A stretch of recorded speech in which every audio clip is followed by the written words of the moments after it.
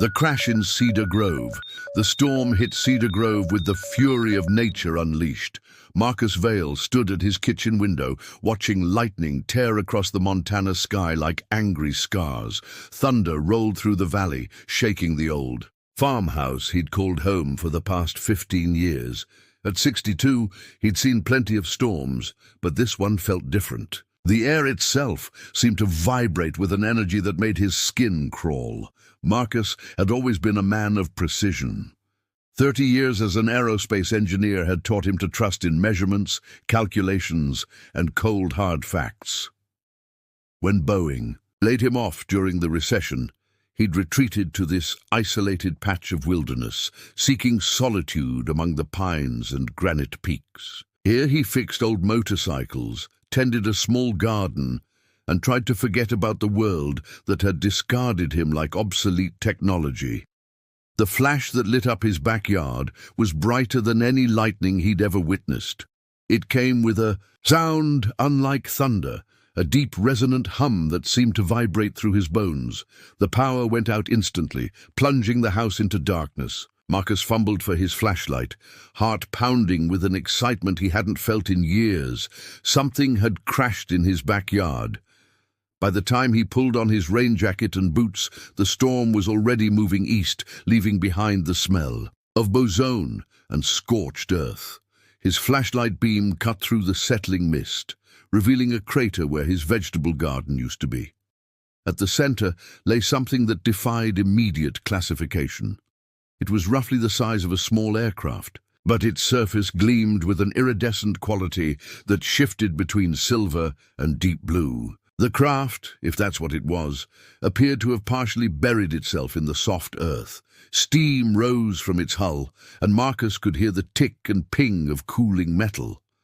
"Well, I'll be damned," he whispered, approaching cautiously. As he got closer, his engineer's mind began cataloguing details. The hull showed no visible seams or rivets. The surface appeared to be some kind of advanced composite material, unlike anything in his experience. Strange symbols were etched along what might have been the side, glowing faintly with their own inner light. But it was the opening in the craft's side that truly captured his attention. A section of the hull had peeled back like flower petals, revealing a dark interior. Marcus's flashlight beam penetrated the shadows, and what he saw inside made him stop breathing. There was a figure slumped against what appeared to be a control panel. At first glance, it looked humanoid but wrong in subtle ways that his mind struggled to process. The being was tall and slender, with pale skin that seemed to shimmer in the flashlight's glow. Long, dark hair fell across a face that was both alien and strangely beautiful. But it was the wings that truly shocked him. Massive, feathered appendages stretched from the creature's back, now folded and clearly damaged. Several feathers lay scattered around the cockpit, some still smoldering. One wing hung at an unnatural angle, obviously broken. The being's breathing was shallow and labored. Marcus had spent his career working on experimental aircraft, pushing the boundaries of what was possible. He'd seen plenty of classified projects, advanced prototypes that the public wouldn't believe existed. His rational mind tried to categorize what he was seeing, some kind of biomechanical hybrid, perhaps a secret military project gone wrong. "Incredible engineering," he murmured, moving closer to examine the craft's interior. The cockpit was a marvel of organic curves and crystalline surfaces. Controls seemed to respond to touch rather than mechanical input. Bioluminescent panels provided soft illumination, and the air itself felt different, charged with an energy that made his hair stand on end. The wounded pilot stirred slightly as his light fell across her face. Because, despite the alien features, Marcus was certain this was a female. Her bone structure was delicate yet strong, with high cheekbones and full lips. When her eyes fluttered open for just a moment, he caught a glimpse of violet irises that seemed to hold depths of starlight. She was dying. Even without medical training, Marcus could see that much. Dark fluid, blood, he assumed, seeped from various wounds. Her breathing was becoming more erratic, and her skin had taken on a greyish pallor. "Easy there," he said softly, though he doubted she could understand him. "I'm going to help you." Marcus had always been good with his hands. During his Boeing years, he'd been the guy they called when a prototype refused to cooperate. He could diagnose problems by touch, feel the subtle vibrations that indicated stress fractures or failing components. As he looked at this wounded being, his mind automatically shifted into repair mode. The first priority was getting her out of the damaged craft. The bioluminescent panels were flickering erratically, suggesting power systems were failing. If there was some kind of fuel cell or reactor aboard, he didn't want to be anywhere near it when it went critical. Working carefully, Marcus began to extract the unconscious pilot from her cockpit. She was lighter than he'd expected, her bones seemingly hollow like a bird's. Her skin was warm to the touch and incredibly soft, with a texture unlike anything human. As he lifted her, those magnificent wings draped across his arms, and he could feel the intricate structure of hollow bones and powerful flight muscles. "What the hell are you?" he wondered aloud. Getting her to the house proved challenging. She was nearly 6 feet tall, and those wings made her awkward to carry. Marcus had to rest twice on the short journey from crater to porch, his aging body protesting the unexpected exertion. By the time he got her inside and laid her on his living room couch, he was breathing hard and his lower back was screaming. In the soft light of battery-powered lanterns, Marcus could examine his unexpected guest more thoroughly. Her features were definitely humanoid, but refined in ways that suggested either superior genetics or extensive modification. Her skin had an almost pearl-like quality, and those wings were clearly natural rather than mechanical attachments. The wounds were extensive, but not immediately life-threatening. Several deep gashes along her arms and torso, burns on her hands and face, and obviously the broken wing. But what concerned Marcus most was her overall condition. She seemed to be in some kind of metabolic shutdown, as if her body was conserving energy for critical functions. Working by lantern light, Marcus cleaned and bandaged her wounds as best he could with his limited first aid supplies. Her blood was indeed dark, almost purple in color, and it had a faint luminescent quality that made it glow softly in the dim light. When he touched her skin to check for fever, she felt surprisingly cool, though her pulse was strong and steady. As he worked, Marcus found himself talking to her, partly to fill the silence and partly because some instinct told him she might be able to hear him even in her unconscious state. "I don't know what you are or where you came from," he said, carefully splinting her broken wing with materials from his workshop, "but you're safe here. No one comes out this way except the occasional hiker, and with this storm, even they'll stay away for a few days." The wing was a marvel of natural engineering.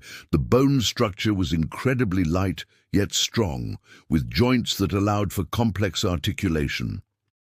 The feathers were unlike any birds he'd ever seen, longer, with a metallic sheen that shifted colors in the lantern light. Some were clearly designed for flight, while others seemed to serve sensory functions, twitching slightly when he touched them.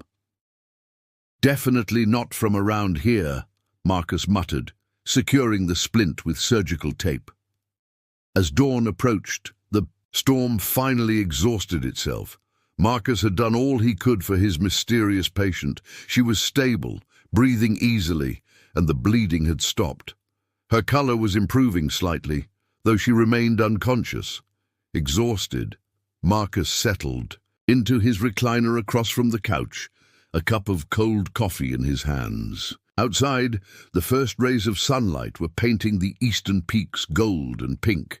In a few hours, he'd need to check on the crash site, maybe try to salvage some of the technology before anyone else discovered it. But for now, he was content to watch over this impossible visitor, this broken angel who had fallen from the stars into his quiet life. Whatever she was, wherever she'd come from, Marcus Vale had found his purpose again. He was an engineer, a problem solver, a man who fixed broken things, and she was definitely broken, but not beyond repair. Never beyond repair. As morning light began to filter through his windows, Marcus noticed something that made his breath catch. In the growing daylight, his patient's skin seemed to shimmer with an inner radiance, and those magnificent wings, even damaged as they were, held hints of iridescent beauty that suggested she was far more than just some advanced biomechanical construct. She was alive, truly magnificently alive, and for the first time in 15 years of solitude, Marcus Vale felt truly alive too. The healing touch, the second day, brought revelations that challenged everything Marcus thought he understood about biology, engineering, and the nature of consciousness itself. His patient had stirred several times during the night, murmuring in a language that sounded like wind chimes and distant thunder. Each time, Marcus had checked her pulse and temperature, noting the gradual improvement in her vital signs. Her skin was warming, taking on a subtle luminescence that grew stronger with each passing hour. Marcus had always been an early riser, but this morning he'd awakened before dawn, drawn by an instinct he couldn't quite name. The house felt different, charged with an energy that made the air itself seem to vibrate. As he approached the living room, he noticed that the battery-powered lanterns he'd left burning had dimmed to almost nothing, yet the room wasn't dark. She was glowing, not brightly, but with a soft radiance that seemed to emanate from within her skin. The effect was most pronounced around her wounds, where the light pulsed gently in rhythm with her heartbeat. Her wings, even the damaged one, shimmered with colors that shifted from deep violet to silver to gold. Bioluminescence, Marcus whispered, his engineer's mind immediately trying to categorize the phenomenon, but unlike anything terrestrial. He moved closer, fascinated despite himself. In the soft light of her natural radiance, her alien beauty was even more striking. Her features were delicate but strong, with a bone structure that suggested both fragility and hidden strength. Her hair, which he'd initially thought was black, actually held deep shades of blue and purple that caught the light like spun starlight. As he watched, her eyes opened. They were the color of amethysts, deep violet with flecks of silver that seemed to move like distant stars. For a moment, they stared at each other in silence, the graying human engineer and the luminous being who had fallen from the sky. Then she tried to sit up, gasping in pain as her broken wing protested the movement. "Easy," Marcus said, moving to steady her. "You're hurt pretty badly." To his surprise, she seemed to understand him. Her gaze focused on his face with obvious intelligence, and when she spoke, the words formed in his mind rather than his ears. "Where am I?" Marcus nearly fell backward. The voice in his head was definitely feminine, with musical undertones that resonated through his consciousness like a struck bell. He looked around wildly, wondering if he was losing his mind, but her eyes were fixed on his face with unmistakable intensity. You're in my head," he stammered. "Telepathic resonance," she replied, her mental voice growing stronger. "Your species, you can hear us?" "I don't know," Marcus admitted. "I've never experienced anything like this before." She tried to sit up again, more carefully this time. Marcus helped her, noting how light she was despite her height. Her wing draped across his arm, and he could feel the warmth radiating from her damaged flight membrane. "My ship," she said urgently. "Is it?" "Crashed in my backyard," Marcus replied. "Pretty badly damaged, but still in one piece. The hull seems intact."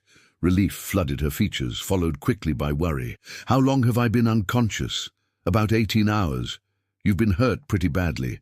Broken wing, lacerations, what looked like severe exhaustion." Marcus paused.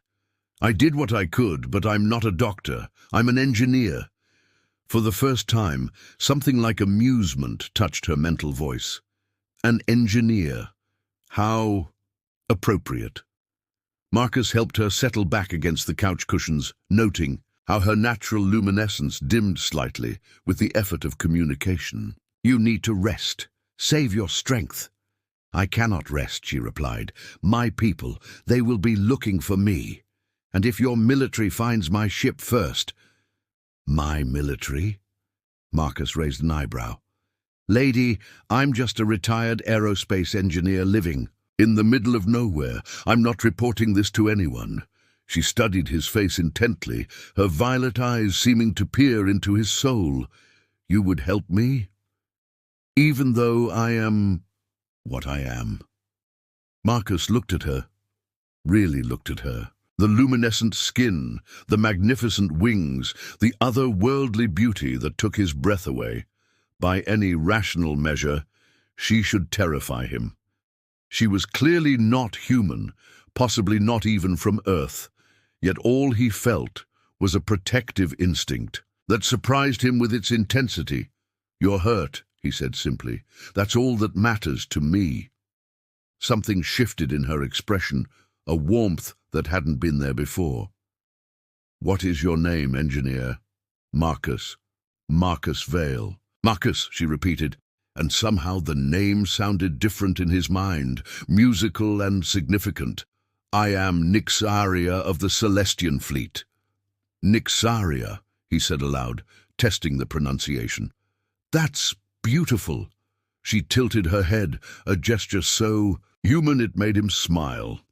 "You find beauty in the alien?" "I find beauty in elegant engineering," Marcus replied. "And you, Nixaria, are definitely that." Over the next few hours, Marcus learned more about his unexpected guest than he'd learned about anything in years. The communication was exhausting for both of them. Telepathy, it turned out, required significant energy from both parties. But they managed to establish the basics. Nixaria was a pilot and scout for something called the Celestian Fleet, a group of her people who traveled between star systems in ships that were as much living organisms as mechanical constructs. She had been on a reconnaissance mission when her ship was damaged in what she called a stellar storm, some kind of space weather phenomenon that had torn through her vessel's biomechanical systems.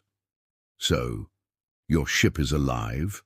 Marcus asked during one of their rest periods. "Partially," Nixaria replied. "Our technology blends the organic and the mechanical. The ship has a rudimentary consciousness, enough to navigate and self-repair to some degree. But the damage was too severe. It chose to make an emergency landing rather than risk my life in the void." "Smart ship," Marcus said. "Though I'm not sure Earth was the best choice for a landing site.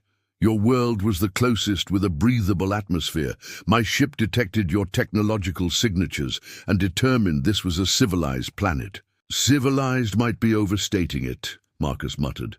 As the day progressed, Marcus found himself drawn into conversation with Nixaria. Despite their obvious differences, they had more in common than he'd expected. She was an engineer of sorts, herself, trained in the biomechanical interfaces that allowed her people to pilot their living ships. She understood the satisfaction of solving complex problems, the joy of making broken things work again. "Your species builds impressive machines," she told him as he showed her some of his workshop tools. "But you rely too heavily on purely mechanical solutions. There is elegance in the marriage of flesh and metal, organic and synthetic. Like your ship," Marcus said. "Like my ship. Like myself." There was something in her mental tone that made Marcus look at her more closely. "What do you mean?" Nixaria hesitated, her luminescence dimming slightly. "My people. We are not entirely natural. Long ago we modified ourselves to better interface with our technology. These wings, this ability to commune with our ships, it is the result of centuries of careful genetic enhancement, your cyborgs, in a sense. Though the modifications are so old, so integrated, that they are now simply part of who we are." I was born with these wings, with this ability to touch minds across the void. It is how we pilot our ships, how we navigate the great darkness between stars." Marcus reached out tentatively, his fingers barely brushing the edge of her uninjured wing. The feathers were incredibly soft, with a texture unlike anything natural. But underneath, he could feel the warm pulse of blood, the subtle vibration of living tissue. "You're beautiful," he said softly. The admission surprised him as much as it seemed to surprise her. Nyxaria's luminescence flared brighter for a moment, and he felt a wave of emotion through their mental connection. Surprise, pleasure, and something deeper that made his heart race. "You truly see beauty in me?" she asked. "Even knowing what I am?" "Especially knowing what you are," Marcus replied. "You're the most incredible thing I've ever encountered. The engineering alone is miraculous, but you're not just a machine. You're alive, intelligent, feeling. He trailed off, unsure how to express what he was feeling. It had been so long since he'd felt attracted to anyone, and never to someone so completely beyond his experience. "I feel it too," Nyxaria said softly. "This connection between us, it is unexpected." Their conversation was interrupted by the sound of helicopters in the distance. Marcus went to the window, peering through the curtains at the sky. 2 military choppers were approaching from the south, still several miles away, but definitely heading in their direction. "Company," he said grimly. Nyxaria struggled to sit, up, her face pale with alarm. "They have found the crash site." "Maybe not," Marcus said. "This is pretty isolated country. Could be a coincidence," but even as he said it, he didn't believe it.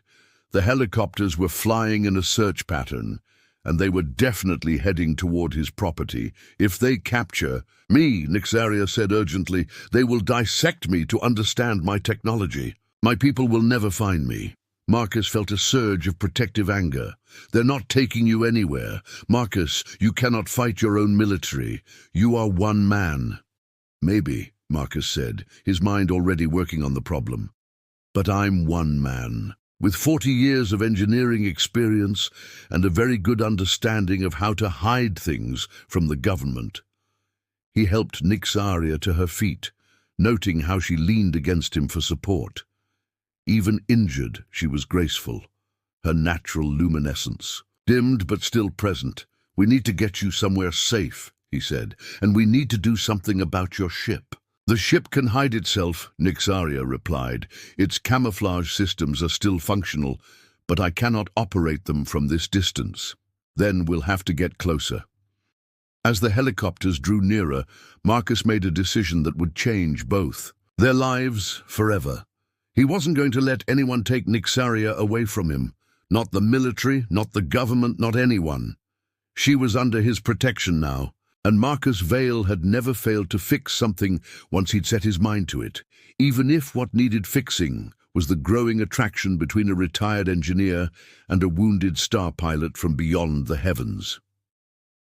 The next 3 days became a dance of survival, secrecy, and slowly awakening desire that neither Marcus nor Nyxaria had anticipated. The military helicopters had passed over Marcus's property twice before disappearing to search other areas. Whatever tracking technology they were using hadn't detected Nyxaria's ship, which had somehow rendered itself nearly invisible in the crater. When Marcus ventured out to examine it more closely, he could barely make out its outline, even knowing exactly where to look. "Adaptive camouflage," he murmured, running his hands over the barely perceptible hull. "The surface is somehow bending light around itself. Chromatophore integration," Nyxaria explained from where she sat propped against a nearby tree. She'd insisted on coming with him despite her injuries, claiming she needed to commune with her ship to maintain the camouflage. The hull contains millions of cells that can change color and opacity, like your cephalopods, but far more sophisticated. Marcus watched in fascination as sections of the ship's surface rippled with subtle color changes, matching the surrounding earth and vegetation so perfectly it seemed to disappear entirely. "The engineering is incredible. How do you control something this complex?" "Watch," Nixaria said, extending her hand toward the ship. The air around her fingers began to shimmer with the same bioluminescent energy that emanated from her skin. Tendrils of light, barely visible in the afternoon sun, stretched from her fingertips to touch the ship's hull. Where they made contact, waves of color rippled across the surface like disturbed water. "Bioelectrical interface," Marcus breathed. "You're directly controlling the ship's systems through some kind of neural link." "More than that," Nixaria replied, her mental voice strained with concentration. "The ship and I, we are bonded. It knows my thoughts, my needs. In return, I can feel its pain, its desire to heal and fly again. And right now, it hurts." The crash damaged more than just the hull. The ship's consciousness is fragmented, confused. It keeps trying to initiate repairs that it cannot complete. Marcus studied the invisible vessel with new understanding. What does it need? Time, rest, and materials it cannot synthesize alone. Your world's metals are compatible with our biomechanical systems, but the integration process is complex. What kind of materials? Nixaria's luminescence flickered as she maintained the connection with her ship.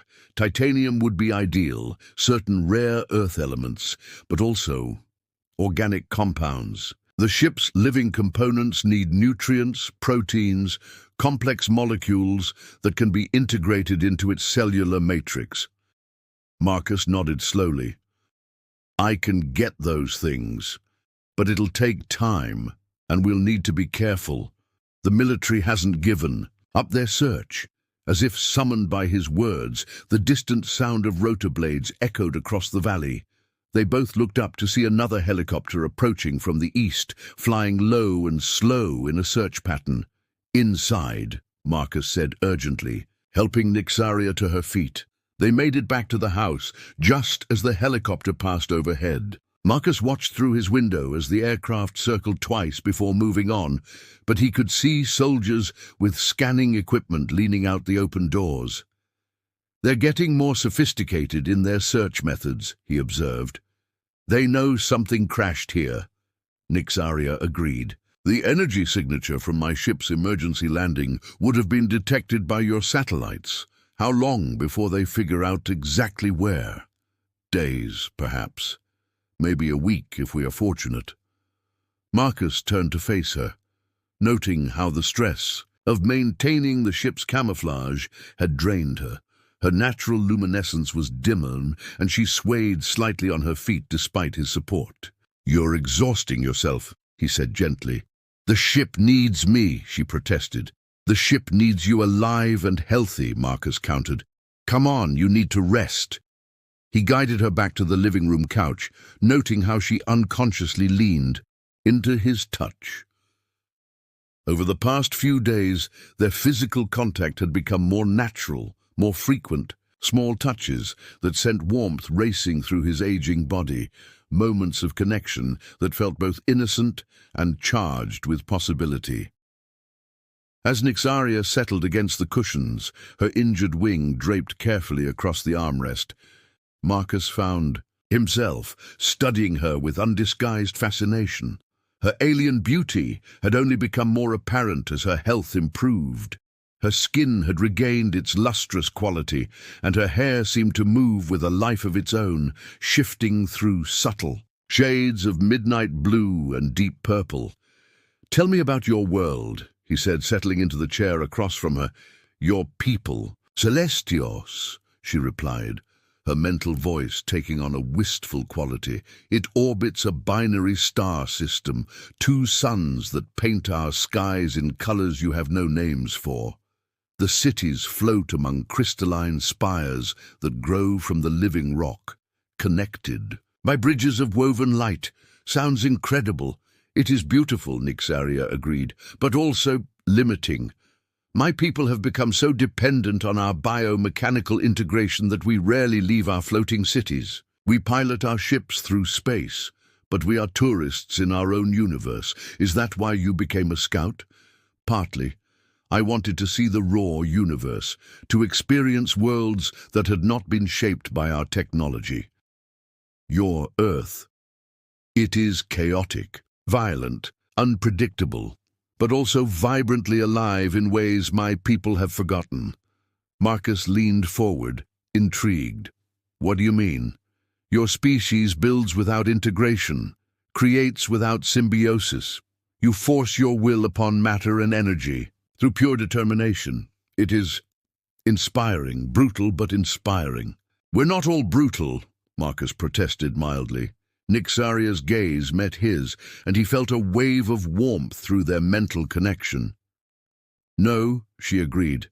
Some of you are gentle, kind, willing to care for broken things without thought of reward. The compliment made Marcus flush. I'm not that special.